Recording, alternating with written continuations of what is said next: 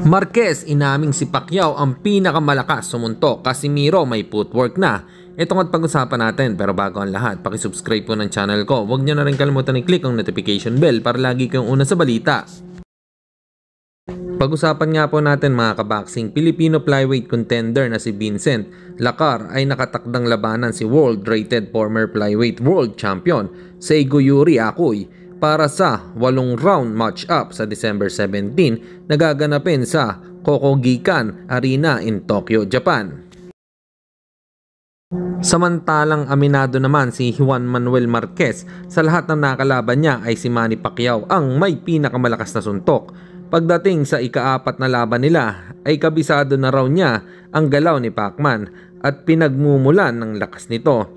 Walang mas matinding suntok sa lahat ng labang ko kundi si Pacquiao. Ano pong masasabi nyo dito mga kaboxing? Comment lang kayo sa ibaba.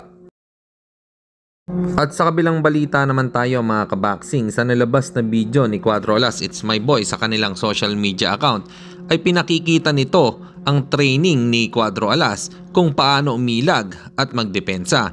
Kasama ang assistant coach nitong si Rugby Boy dahil sa laban po nito nung nakaraan, talagang tinatamaan siya ng mga solidong suntok ni Kameda. Kaya naman seryoso na ito talaga na makabawi sa pagkatalo niya at mapapansin din talaga na gumagamit na din dito ng footwork si Casimiro.